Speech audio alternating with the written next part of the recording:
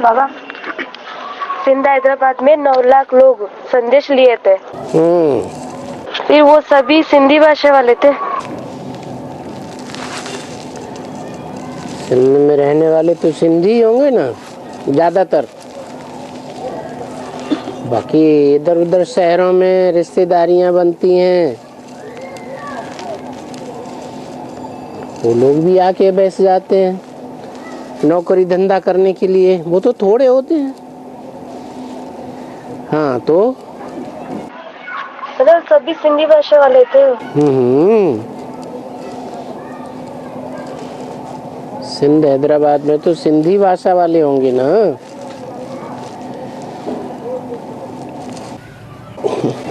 बाबा, हाँ, न गगन तक न धरा तक, उन्नति न पतन तक, तो हमें तो पहुंचना एक दूजे के हृदय तक। तो एक दूसरे के हृदय तक की जो बात बोली है, वो किस हृदय की बात बोली है? वो तो शिव बाबा की,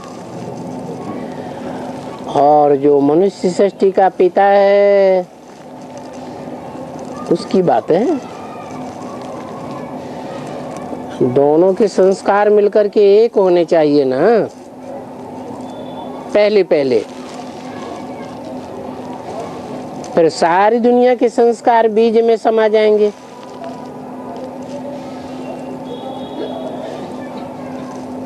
इस सृष्टि का बीज है, मनुष्य सृष्टि का बीज परम प्रजापिता,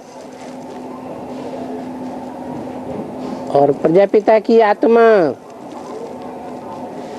जुड़ जाती है शिव बाप से।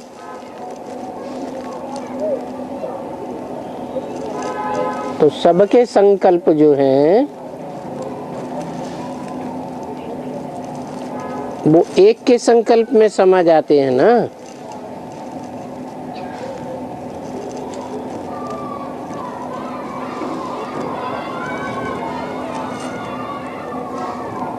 शिव बाप को अपना हृदय तो होता नहीं।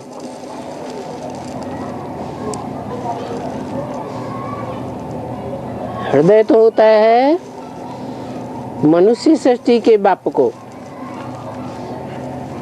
सो मनुष्य सृष्टि के बाप में प्रवेश करके शिव बाप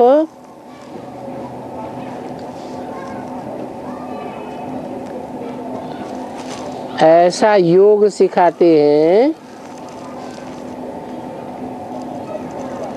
कि सारी मनुष्य सृष्टि के संकल्प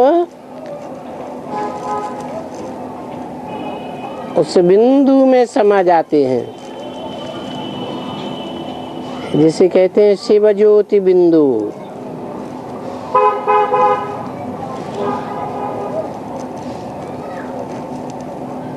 जिसको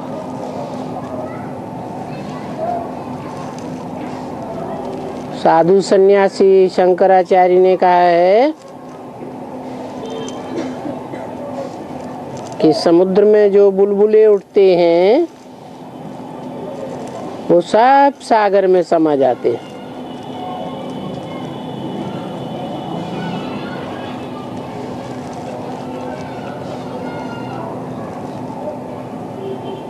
हर एक मनुष्य आत्मा के अंदर अपने अपने प्रकार के संकल्प चलते हैं, अपनी अपनी भावनाएं चलती हैं, अपने अपने वाइब्रेशन होते हैं। आखिरीन वो सब किस में समा जाएंगे?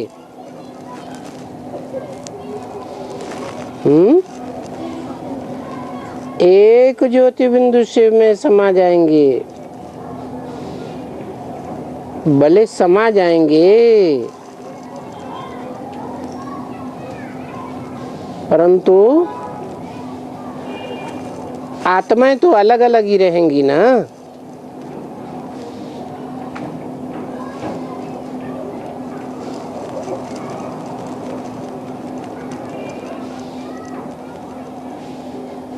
आत्माएं तो परमधाम में अपनी अपनी स्टेज में ही रहेंगी ना।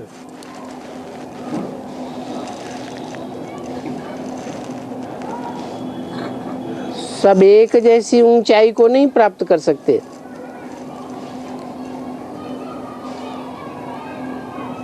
और बाबा, श्रीलंका के चित्र में शेर को तलवार लेकर क्यों दिखाया गया? है श्रीलंका का जो झंडा है उसमें शेर को तलवार लेकर दिखाया गया है।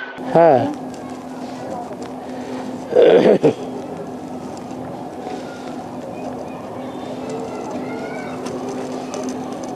शेर भी देखना है, कौन सा शेर है।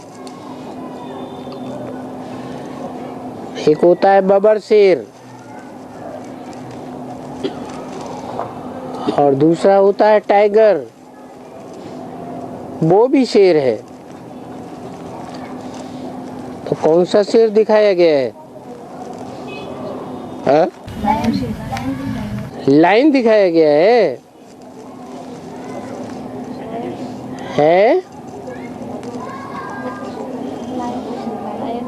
पक्का है? और लाइन कौन है? ब्राह्मणों की दुनिया में लाइन का पार्ट बजाने वाला कौन है? बब्बर शेर का पार्ट बजाने वाला कौन है? ब्रह्मा है। और ब्रह्मा बाबा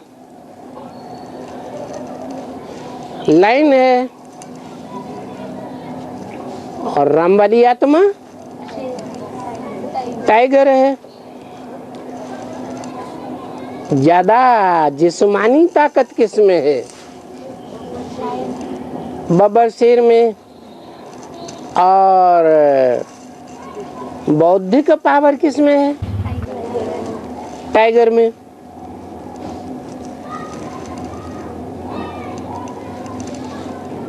तो कौन जीतेगा?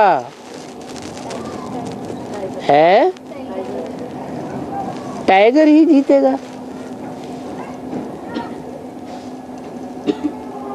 लंका में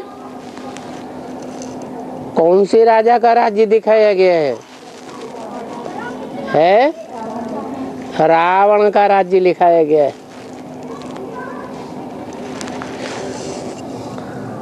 रावण को कितने सिर थे? नहीं, दिखाए गए।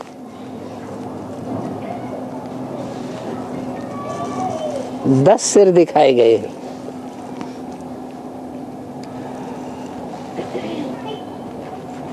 उनमें से ब्रह्मा की गोद में कितने पलते हैं?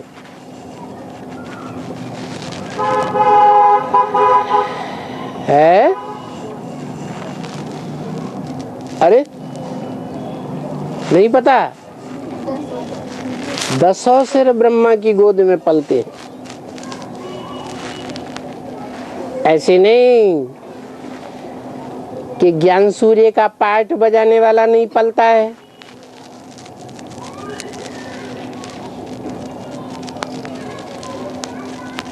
ज्ञान सूर्य का पार्ट बजाने वाला जब बेसिक ज्ञान में आता है तो पलता है या नहीं पलता है?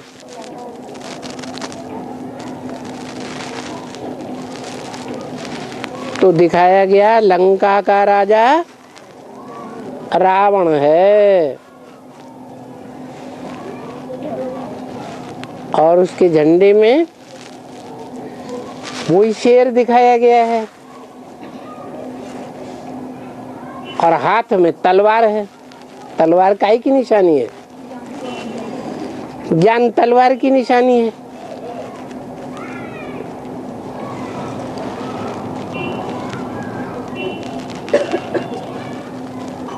तो रावण ज्ञानी था या नहीं था? है ज्ञानी तो था। बाप को जानता था कि नहीं जानता था? भगवान बाप को जानता था। फिर क्यों नहीं मानता था? क्योंकि उसको अपनी ताकत पर घमंड था।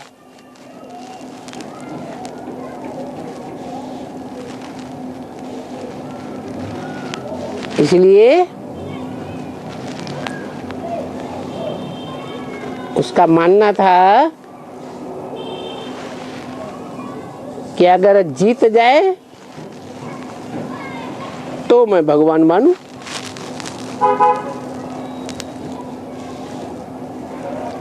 तो अपनी तलवार को नहीं छोड़ा।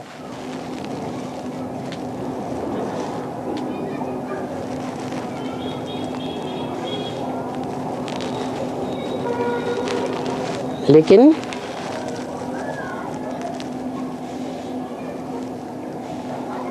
वो लंका जिसमें वो राज्य करता था, वो लंका नगरी किसकी बनाई हुई थी? है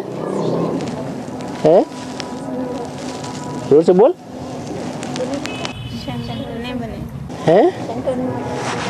है लंका नगरी भी शिव बाबा की बनाई हुई।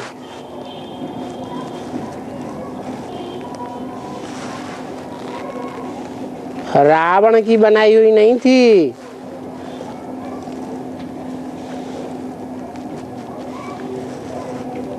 उसे दान में मिली थी,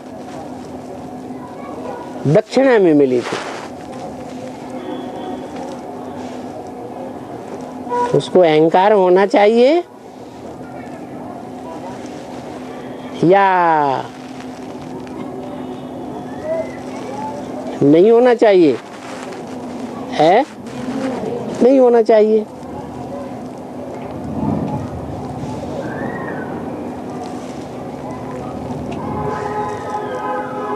क्योंकि मूल रूप में देखा जाए तो सारा संसार किसका है? शिव बाबा का है। उसमें भी खास भारत कौन है? प्रजापिता।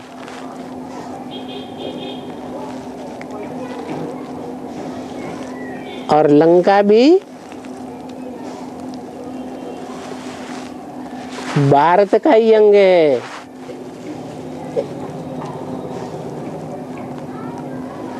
बाबा बताते हैं लंका के बारे में कि सारी दुनिया लंका है। क्यों? क्योंकि सारी दुनिया पर किसका राज्य है? रावण का राज्य है।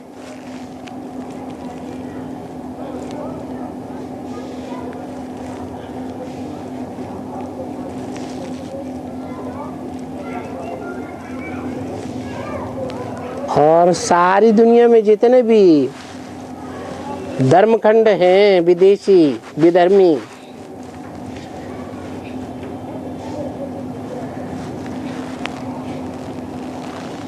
उनका पूर्वज कौन है?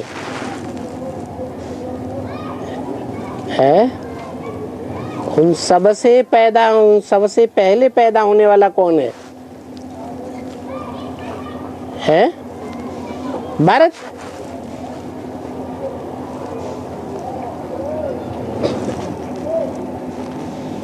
तो विदेशियों को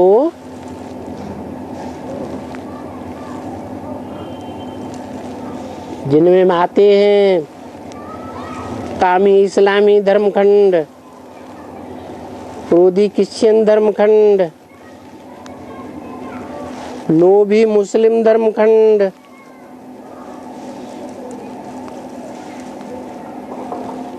मोही महर्षि दयानंद आर्य समाज,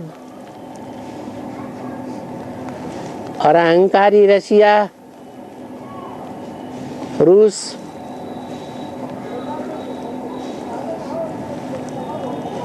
ये सबको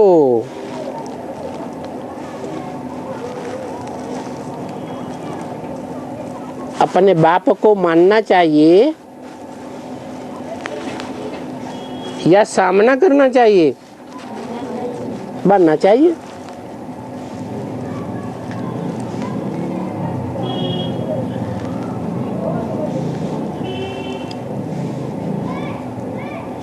परंतु मानता नहीं है। क्योंकि अहंकार है। किसको? रावण को।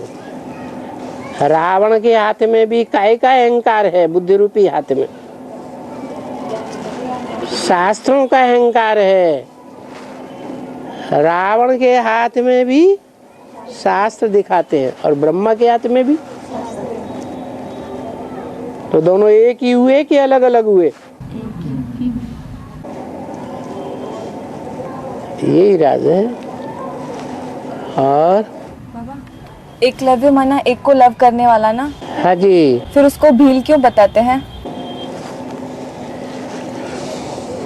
भील क्या खाते हैं? 2 टिक्कर।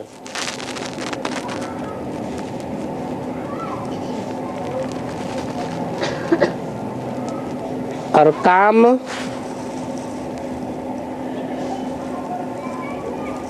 हल्का करते हैं या जबरदस्त काम करते हैं?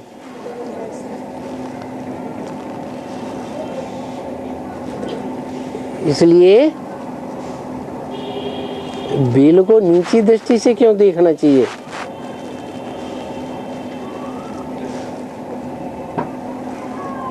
भील जंगल में रहता है,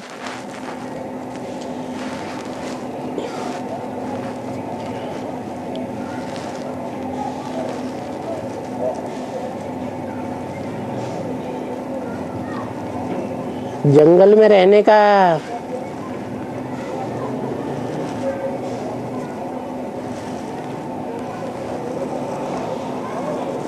जो श्रेय है वो रामायण में राम को दिखाया है।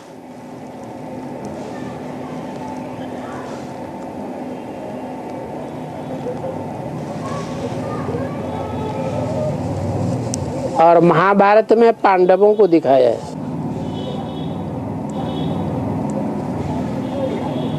तो पांडव कहो या राम कहो,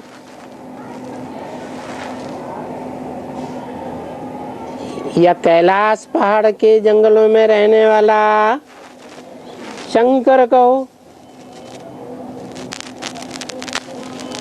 किसके बच्चे हैं? है राम ने किसकी पूजा की? शिव की पूजा की, अपने बाप की पूजा की। पांडव किसको मानते थे? हैं? अरे कृष्ण भगवान था क्या? है? कृष्ण का तो नाम रख दिया है, वास्तव में काम किसने किया? शिव बाप ने। तो वो भी बाप है।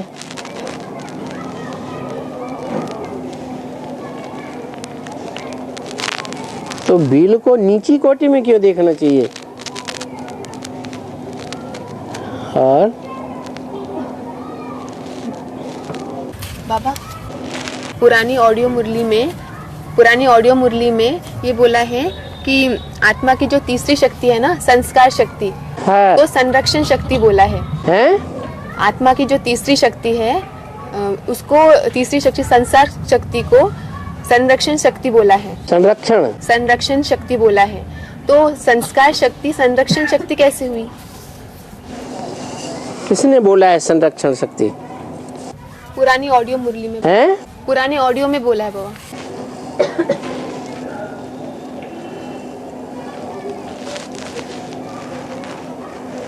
संग माने संपूर्ण और रक्षण माने रक्षा करने वाली।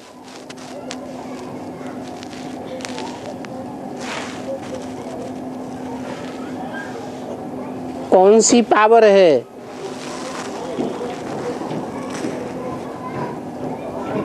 जो जालंधर जैसे राक्षस की रक्षा करती थी? है पवित्रता की पावर।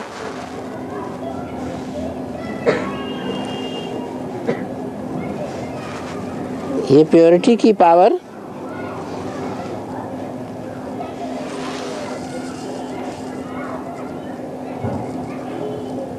पुरुषों में है या स्त्री जाति में है?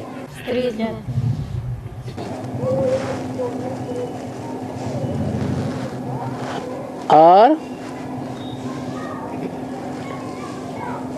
शंकर को तो बाप के रूप में दिखाया गया है।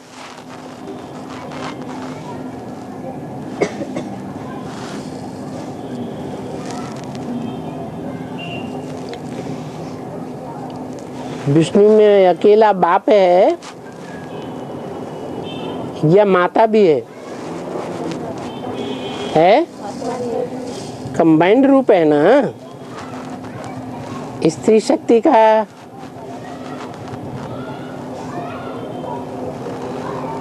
तो विष्णु कहो अर्धनारीश्वर कहो, बात एक ही हो गई। उसमें जो शंकर का पार्ट है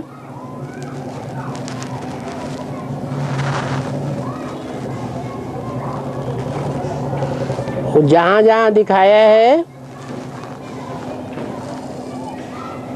कि शंकर जी फंस जाते हैं,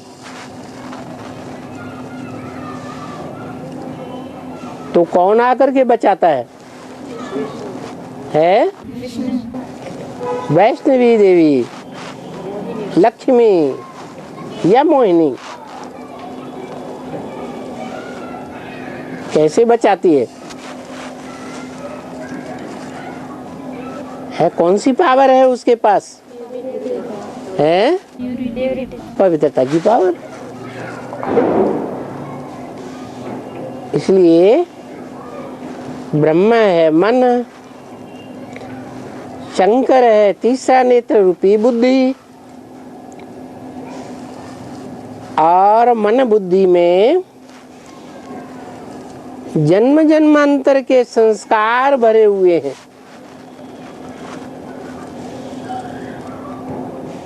जो संस्कार भरे हुए हैं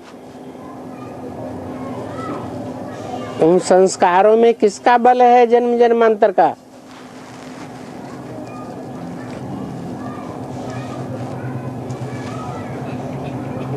किसका साथ किया है?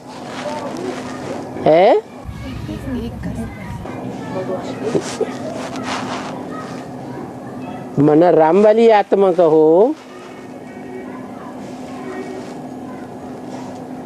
उसने जन्म जन्मांतर किसका साथ किया है? शिव बाबा कहो, शंकर कहो, हाँ, लक्ष्मी का साथ किया है, माना पार्वती का साथ किया है। जगत की जननी है।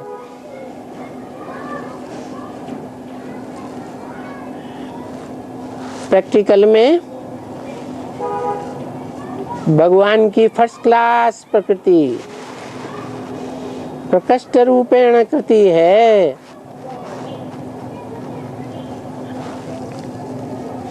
इसलिए ज्यादा पावरफुल है।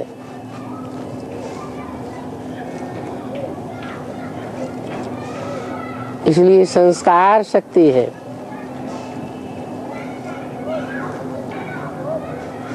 संग माने संपूर्ण और कार्य माने कार्य। अपूर्ण कार्य है तो जरूर उसमें अपवित्रता होगी। संपूर्ण कार्य है तो पवित्रता होगी। और बाबा, पति पैसे देने के लिए तंग करते हैं। पति पैसे देने के लिए तंग करते हैं तो बच्चे से पैसा ले सकते हैं क्या? किससे? बच्चे से। इससे हिसाब बढ़ेगा क्या?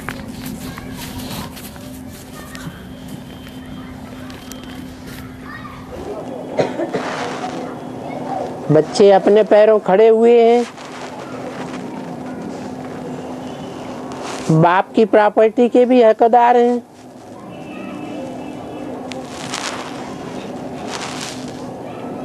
आज की कलयुगी दुनिया में बच्चे जो हैं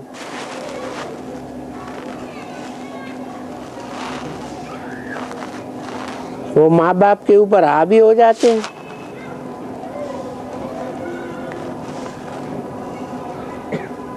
तो प्रॉपर्टी के हकदार कौन बनते हैं? है? अरे हकदार कौन बनते हैं? बच्चे ही तो बनते हैं। तो माँ की परवरिश के हकदार नहीं है? है? हाँ जी। देते हैं तो ले लेना चाहिए।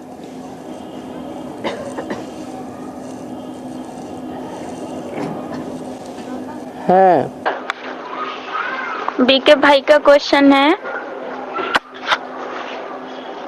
कि गायन तो निराकार का होना चाहिए क्योंकि करने वाला तो वह है, लेकिन एडवांस में देखने में आ रहा है किताबों में, कोर्स में, मुरली में हर बात शंकर के लिए ही कही जाती है, तो ऐसे क्यों? करना धरना जो है वो शरीर के द्वारा होता है या आत्मा फुदक फुदक के करती है?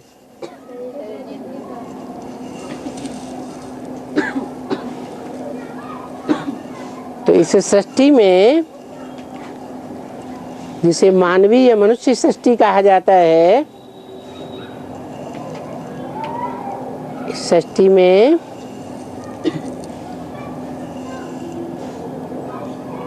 मुखिया कौन है? कोई है या नहीं है? इस सृष्टि में, मनुष्य सृष्टि में मनु, जो आदि मनु है वो मुखिया है, और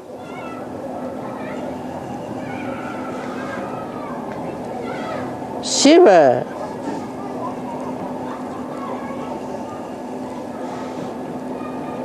इस सृष्टि पर आकर के सब कुछ करता है।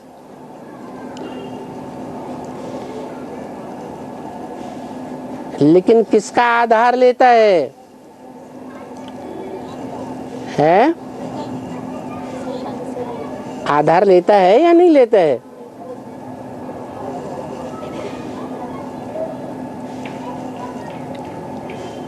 जैसे शंकर है,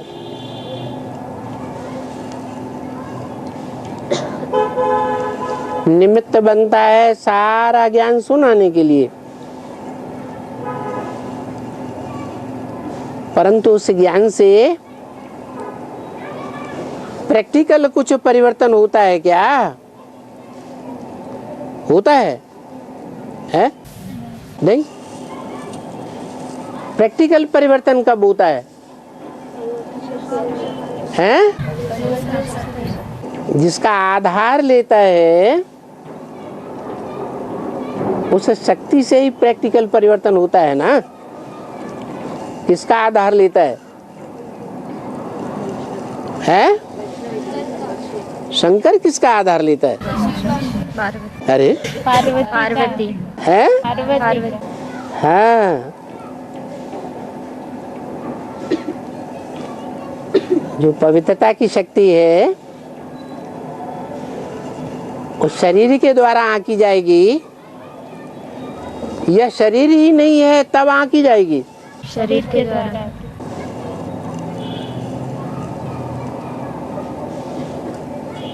तो ऐसे ही शिव है, वो तो ज्ञान योग का पुंज है।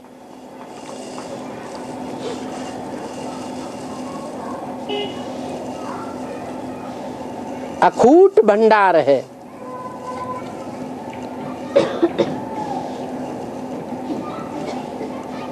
ऐसा भंडार जिसके लिए कहा गया है पूर्णमिदं पूर्णमदः पूर्णात् पूर्णमुदच्यते पूर्णस्य पूर्णमादाय पूर्णमेवावशिष्यते।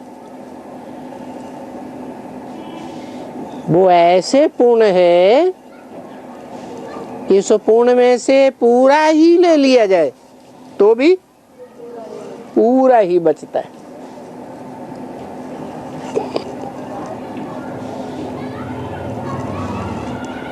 पूरा लिया कैसे जाएगा है? कैसे लिया जाएगा पूरा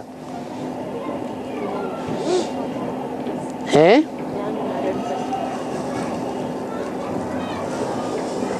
जो विधर्मी धर्म पिताएं हैं, विदेशी धर्म पिताएं हैं, वो उस बिंदु को याद करते हैं, निराकार को याद करते हैं ना।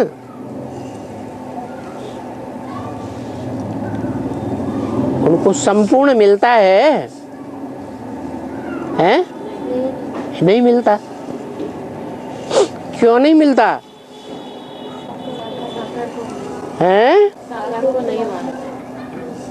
क्योंकि जो पूर्ण है शिव, ज्ञान योग का अखूट भंडार है, वो जब तक शरीर में प्रवेश न करे तब तक वो भंडार प्रत्यक्ष नहीं हो सकता।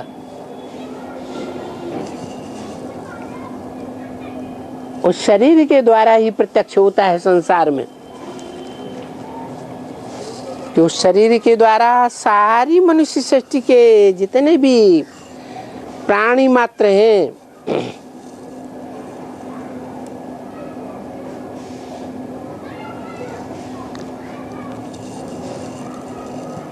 योग युक्त होते हैं और हर आत्मा रूपी पात्र,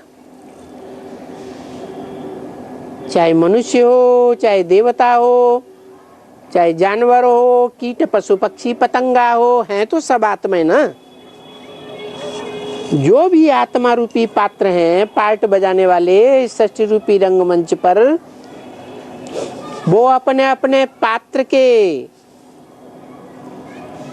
अनुसार पावर भरते हैं। कौन सी पावर? योग की पावर।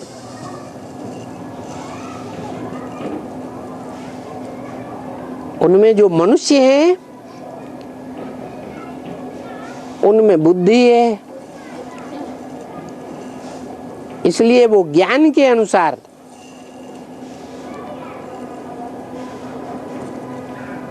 उस बाप को नंबरवार पहचानते हैं।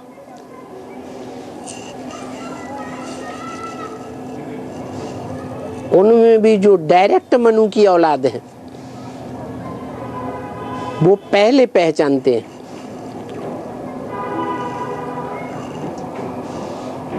और जैसा जैसा जिनका पात्र है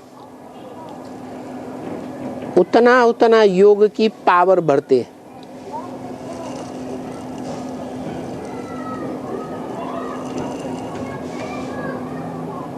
कब बढ़ते हैं? जब साकार से कनेक्शन होता है तब बढ़ते हैं या बिंदु से बढ़ते हैं? साकार से जब कनेक्शन।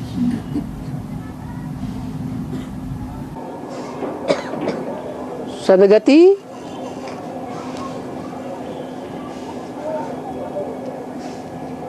और दुर्गति। सदगति का निमित्त कौन बनता है? सदगुरु। सदगुरु साकार होता है या निराकार होता है? साकार। साकार होता है।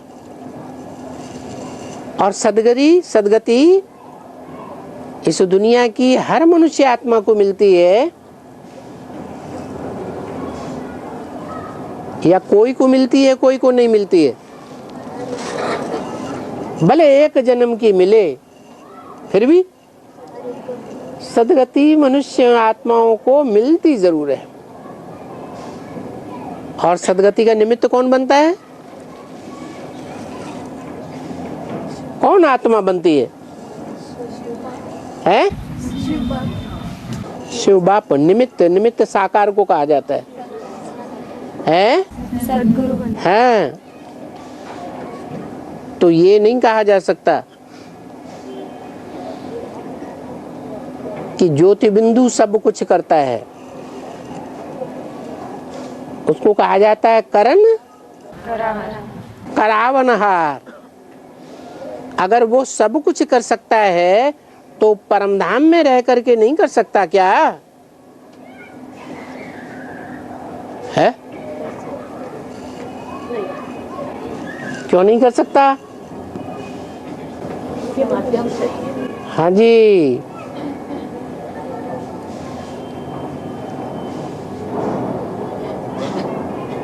शिव शक्ति कहा जाता है।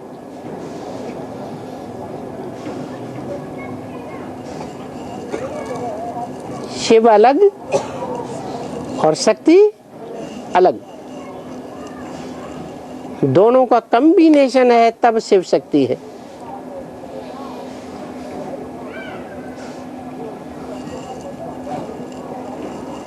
पावर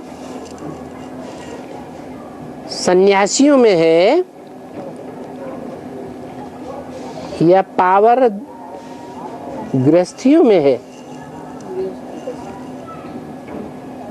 ईश्वर की पावर किसे मिलती है? गृहस्थियों को मिलती है। स्वयं भगवान भी गृहस्थी बन करके आता है या सन्यासी बन करके आता है? अकेला गृहस्थी बन के आता है। उसे भी ब्रह्मा चाहिए या नहीं चाहिए? है? चाहिए। चाहिए।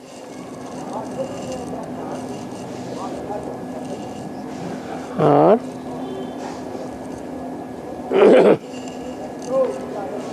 बाबा जैसे रामायण में दिखाते हैं ना, राम को धोबी के कहने पर सीता को अग्नि परीक्षा लेता है ना राम, तो वैसे ही यज्ञ में जैसे छोटी मम्मी और बड़ी मम्मा जो है वो आएगी तो क्या उनकी परीक्षा ली जाएगी? बिना फाइनल पेपर के और फाइनल पेपर में पास हुए बगैर किसी को ऊंचा पद मिल सकता है? तो नहीं मिल सकता है तो परीक्षा तो होगी ना।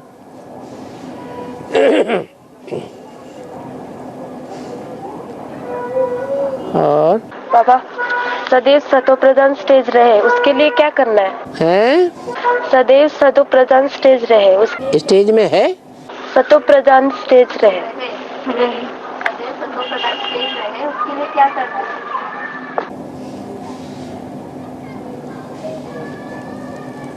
सदैव याद करना है।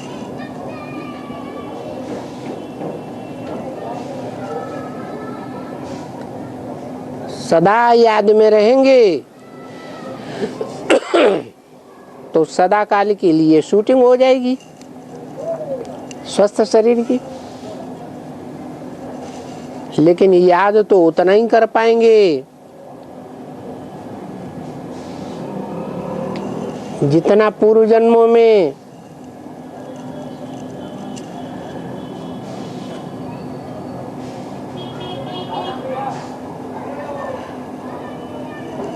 पवित्रता का पालन किया है।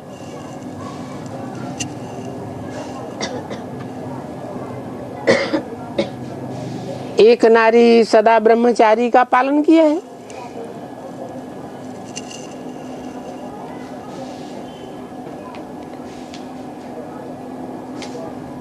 अगर व्यभिचारी बने हैं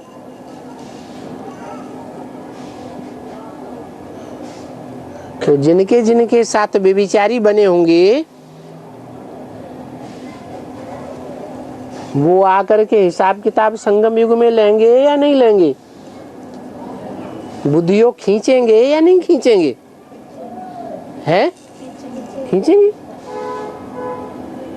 तो सदा काल याद किसी की नहीं रह सकती है क्योंकि द्वापर युग से क्या होता है? द्वैतवाद शुरू हो जाता है।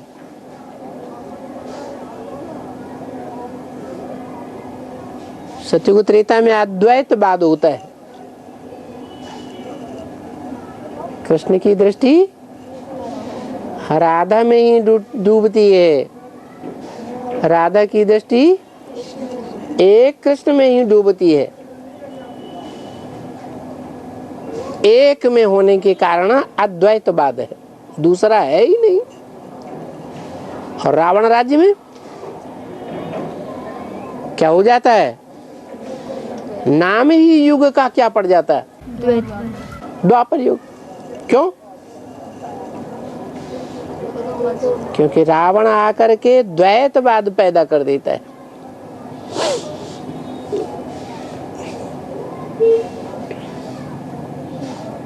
और बाबा, जो भी ऊंचे पाठधारी हैं, जिनका पाठ डिक्लेयर हुआ है, जैसे ब्रह्मा बाबा, छोटी माँ, बड़ी माँ और राम वाली आत्मा और योगिनी माँ, तो वो सब जो हैं उनका वो ब्राह्मण वर्ण के हैं।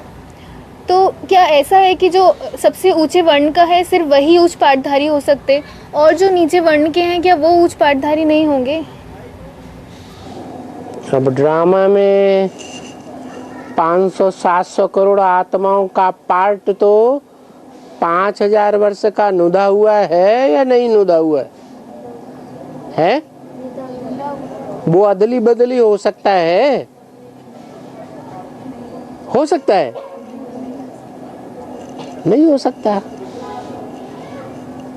जो जिस कुरी का ब्राह्मण है वो संगम युग में आकर के उसी गुरी का साबित होगा।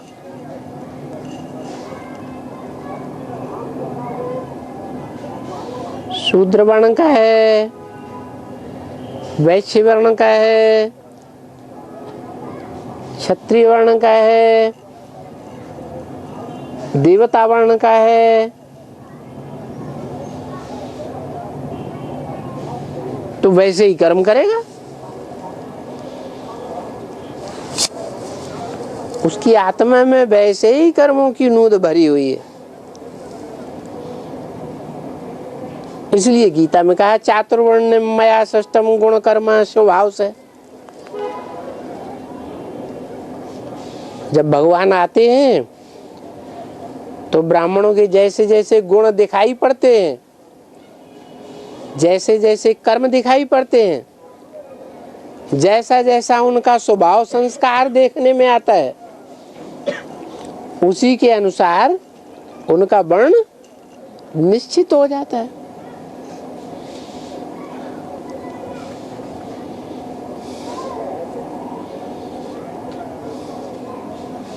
अब बाबा ने तो मुरली में बता ही दिया।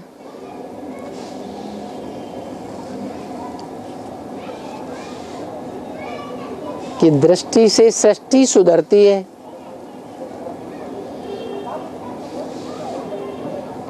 क्या पतितों की दृष्टि से सृष्टि सुधरती है? नहीं। किसकी दृष्टि से सृष्टि सुधरती है?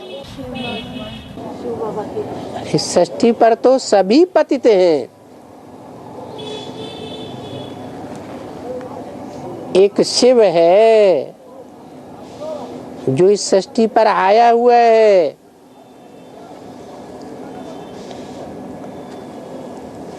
उसका कहना है तुम बच्चे मुझे जितना याद करते हो उतना मैं तुम्हारे साथ हूं।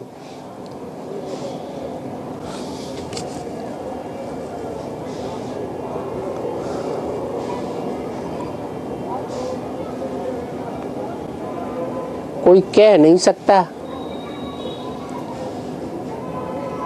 कि मेरे अंदर शिव बाबा है। कह सकता है? नहीं कह सकता। क्यों? क्योंकि वो कब आता है और कब जाता है इसका पता पड़ता ही नहीं।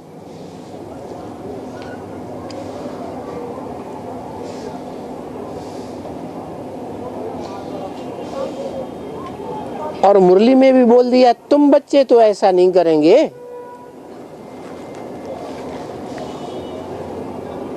दृष्टि से सृष्टि सुधारने का काम शिव बाबा का है।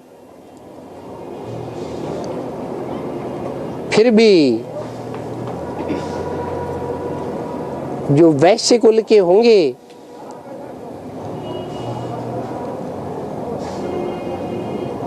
वो विशेष काम जरूर करते हैं, करते ही नहीं, इस बात को मानने के लिए भी तैयार नहीं होते।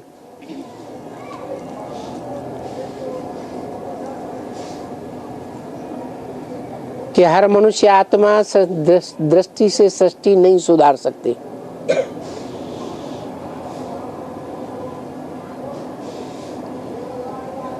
जब मानते ही नहीं,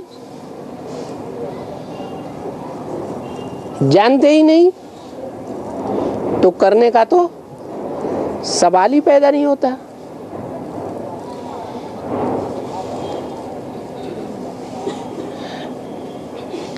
ब्राह्मणों की दुनिया में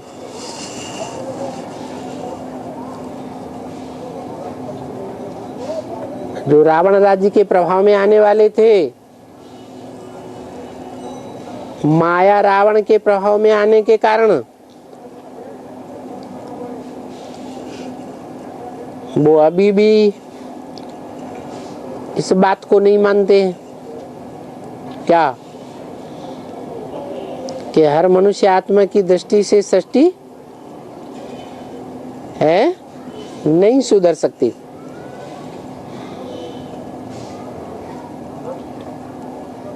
और उन्होंने दृष्टि व्यभिचारी बनाना शुरू किया।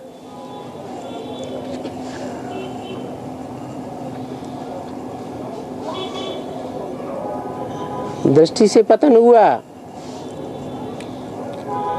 तो मनसा का पतन होता है, वाइब्रेशन का पतन होता है, कर्मेंद्रियों का भी पतन हो जाता है।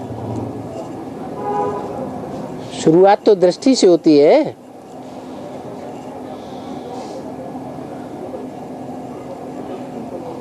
तो जिन्होंने नहीं माना वो सब के सब द्वापर युग से विशेष कुल में चले गए,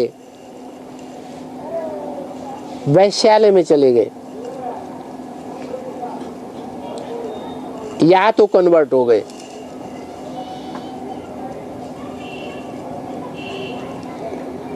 विशेष इस्लाम धर्म में कन्वर्ट हो गए, दूसरे धर्मों में कन्वर्ट हो गए।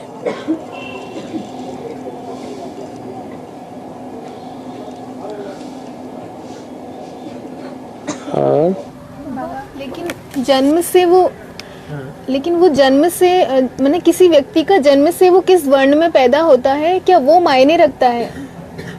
कर्म से, गुण, कर्म, स्वभाव। लेकिन जो ऊंचे पाठधारी हैं वो तो जन्म से ही ब्राह्मण वर्ण में जन्म लिए हैं ना। माता को भी तो देखना पड़ेगा।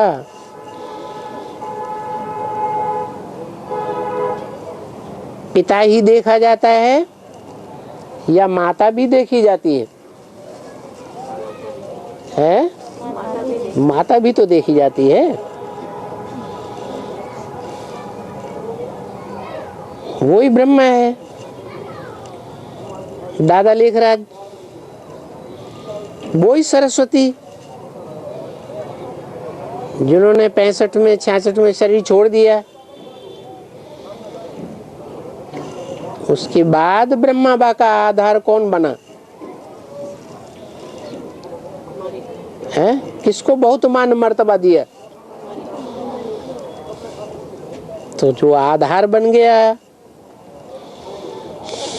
उस आधार को जो फॉलो करेंगे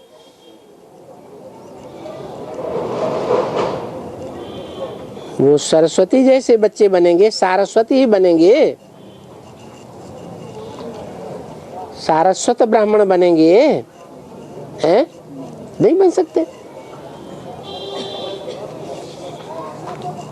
और जब बच्चे ज्ञान में चलने के बाद माता पिता को या भाई बहन को, संबंधियों के ऊपर हाथ उठाता है, हाथ उठाता है, गंदी भाषाओं से गाली होता है, उनके साथ से बाबा क्या करेंगे? उनके साथ से बाबा क्या करेंगे? धर्मराज के दंडा खाएंगे और क्या करेंगे? हाँ। है? बाबा ने कहा है मैं और धर्म में जाकर राजा ही देता हूँ। बाबा ने कहा है मैं और धर्मों में जाकर राजा ही देता हूँ। बाबा कौन सा बाबा? मुरली में बोला है। मुरली में तो शिव बाबा बोलते हैं। हाँ, वही बाबा ने बोला है। बाबा ने बोला है। छोटे बाबा ने कहा या बड़े बाबा ने कहा?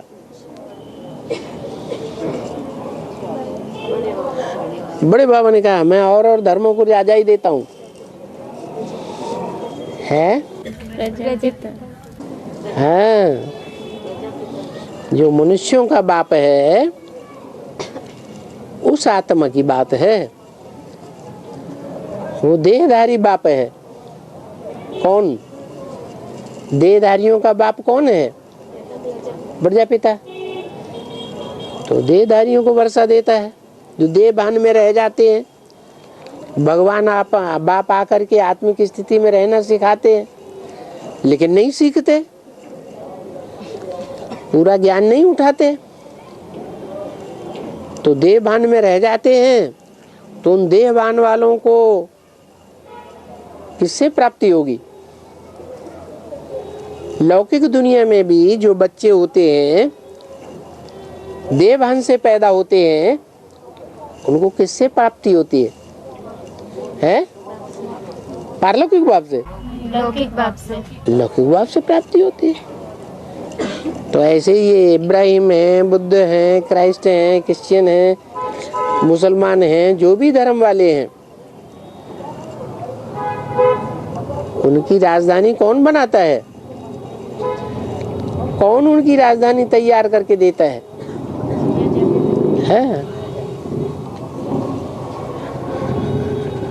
और बाबा मुरली में बोले कि जो 5 भी दानव होंगे वो विजय माला का दाना बनेंगे। है? 5 भी दानव तो 8 ही होंगे ना। विजय माला का दाना बनेंगे। विजयी होंगे। विजयी तब होंगे जब विजय माला में ऐड होंगे।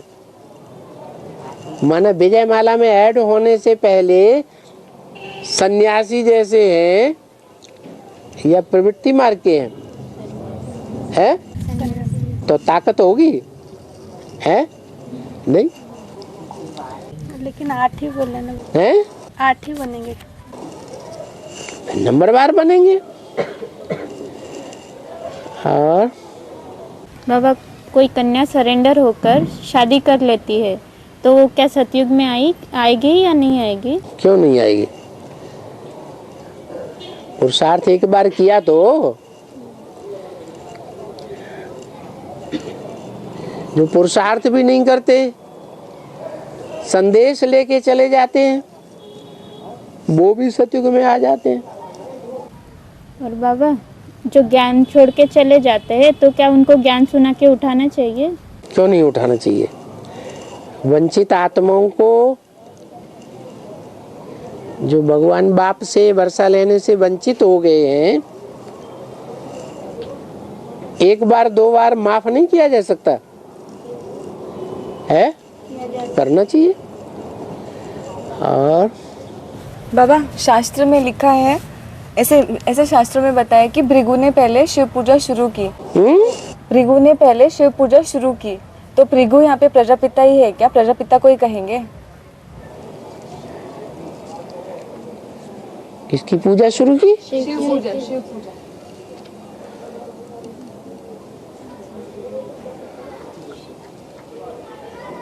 भृगु तो सप्तऋषियों में से एक ऋषि का नाम है।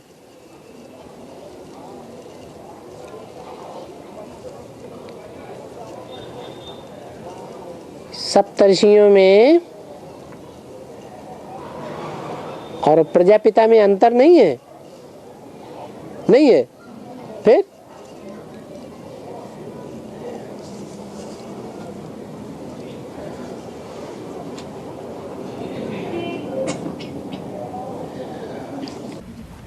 बाबा हाँ? परम धाम है ना, परम धाम स्पेस के चारों ओर फैला हुआ है, परम धाम है। और अनूठी ईश्वरीय योजना जो किताब है ना, उसमें बताया है कि आत्माएं ऊपर से आती है। ऊपर माने ऊंची स्टेज से आती है। ऊपर से मना ऊपर से आती है इस सृष्टि रूपी रंगमंच। ऊंची स्टेज से आती है नीची स्टेज में। नीची स्टेज में 5 तत्व हैं। ऊपर की परमधामी स्टेज में 5 तत्व नहीं है। पर जैसे बताते हैं ना, परमधाम में एक जगह सारी आत्मा इकट्ठा रहती है, मतलब हद के हिसाब से।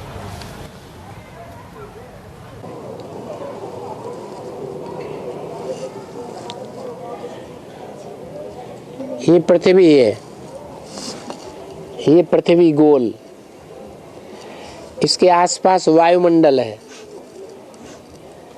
वायुमंडल के आसपास स्पेस है, सूरज चांद सितारों की दुनिया, उससे भी पार है परमधाम, अनंत आकाश जैसा।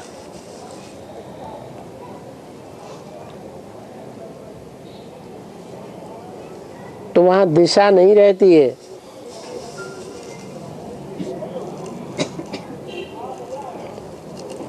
इससे जड़ पृथ्वी जो है, जड़त्व के नजदीक जो आत्माएं जितना नजदीक हैं वो उतना ही नीची कोटि की है, चाहे कोई भी दिशा में हो। वो नीची कोटि की आत्माएं अपने से ऊपर की आत्माओं को क्रॉस नहीं कर सकती। शिव है सबसे ऊंची स्टेज में, सबको घेर करके रहा है, सबको कवर करके रहता है। उससे नीचे है प्रजापिता, उस शिव को क्रॉस नहीं कर सकता। क्या? शिव की जो ऊंची स्टेज है, उस ऊंची स्टेज को प्रजापिता क्रॉस नहीं कर सकता। उसी तरह और जो नंबरवार ब्रह्मा नामधारी हैं,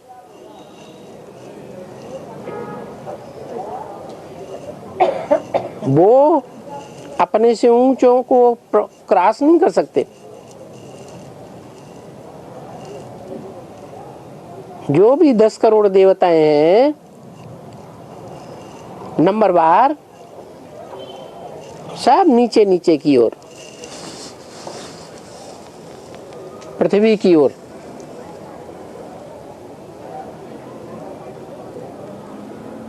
फिर और धर्म की आत्माएं, धर्म पिताएं, वो और नीचे की ओर। वो जिस स्टेज पर हैं अपने से नीचे वालों को क्रॉस करके रहेंगे। जैसे धर्म पिताएं हैं, वो अपनी प्रजा को क्रॉस कर सकते हैं, लेकिन देवताओं को क्रॉस नहीं कर सकते।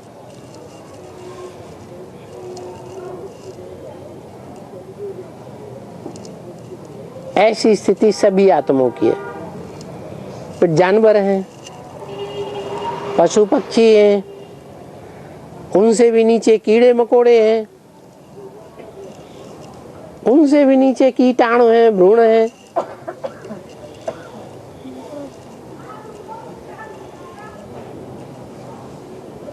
मनुष्य की एक बूंद में ढेरों मलेरिया के कीटाणु हैं।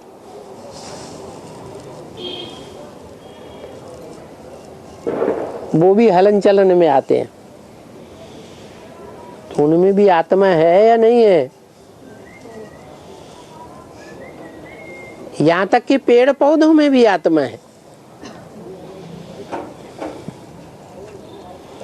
जिस सृष्टि पर संपूर्ण विनाश होता है तो सब आत्माएं इस सृष्टि को छोड़ करके उस ऊंचे धाम में जाती है। अपनी अपनी बौद्धिक स्टेज के आधार पर जितना जिसने योग की पावर भरी है उतना ऊंची स्टेज पर पहुंचेंगी। जितना जितना ऊंची स्टेज वाली है वो नई सृष्टि में पहले आती है। और जितना नीची स्टेज वाली है वो षष्ठी में सबसे लास्ट स्टेज में आएंगी, तामसी स्टेज में।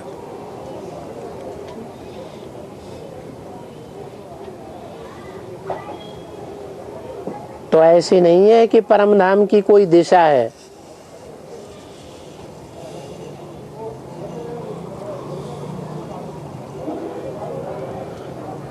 ऊपर नीचे की बात नहीं है, कवर करने की बात है। पर सारी आत्माएं इकट्ठा ही रहती है ना, फिर वही बात माना एक की उत्तर उत्तर रहती है। ये पृथ्वी है, ये वायुमंडल है, ये स्पेस है। अब जो सबसे ऊंची आत्मा है वो सबको कवर करके हर समय रहती है, उसके कवरेज से कोई बाहर नहीं जा सकता।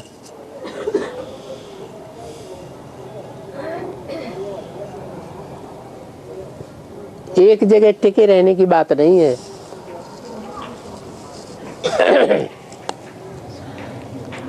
और जो पेड़ पौधे और जो जानवर की आत्माएं रहती हैं वे परम धाम में अपना स्थान कैसे निर्धारित करेंगी? बुद्धियों के आधार पर। पेड़ पौधों में तो बुद्धि बहुत कम होती है, तो एकदम नीचे की ओर होंगी। बंदरों में फिर भी बुद्धि होती है, वो उनसे ऊंची स्टेज में रहेंगे। और वो योग की शक्ति कैसे बढ़ती है? संग के रंग से।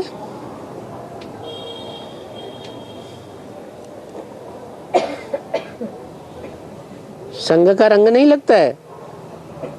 पर कैसे वो? अरे एक बैटरी है और एक छोटी बैटरी है और तार के द्वारा दोनों का कनेक्शन कर दिया है या नजदीक आ गई तो पावर भरेगी छोटी बैटरी या नहीं भरेगी? भरेगी, क्योंकि वो खाली है, वो भरी हुई है। तो ये सब छोटी बड़ी बैटरीज हैं। देव आत्माएं, मनुष्य आत्माएं, राक्षसी आत्माएं, जानवर, पशु पक्षी, कीट पतंगे, सब आत्माएं हैं कि नहीं है? पात्र हैं, कोई छोटे बुद्धि रूपी पात्र, कोई बड़े बुद्धि रूपी पात्र। कोई में ज्यादा शक्ति समाएगी, कोई में कम शक्ति समाएगी। जिसमें जितनी शक्ति ज्यादा समाएगी ज्ञान योग की, वो उतनी ऊंची स्टेज को जाएगा।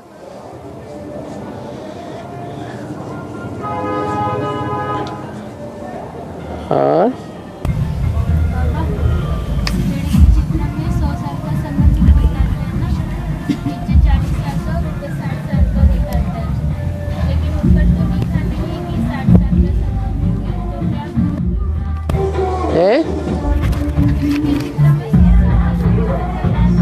नीचे 40 साल। हाँ हाँ, नीचे 40 साल लिखा है और संगम युग मुरलियों में 100 साल बताया है ज्यादा से ज्यादा। तो 100 साल में से 40 साल घटा दो, प्रूफ हो गया कि नहीं है?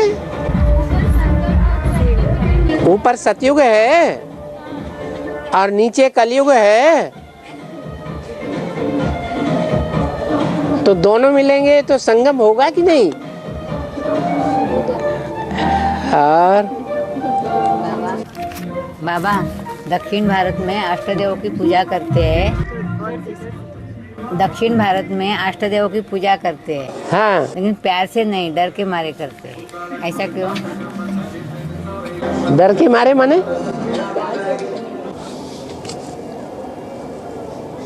है तो कुछ डर अनिष्ट ना हो जाए, कुछ अनिष्ट ना हो जाए, अपना कुछ अनिष्ट ना हो जाए, इस भावना से करते हैं।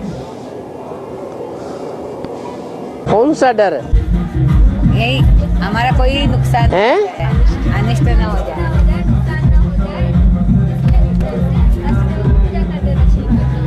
नुकसान क्यों हो जाएगा?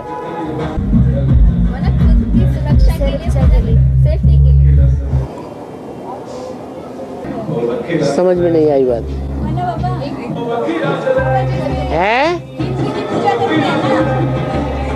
अब जिसने प्रश्न किया है ना उसको डर लगता होगा। सभी का कैसे बताएंगे? हाँ, 1 घंटा हो गया, वो चिल्लाने लगा। चलो, दिमाग ज्यादा पावरफुल, ज्ञान ज्यादा पावरफुल, दिमाग ज्यादा पावरफुल।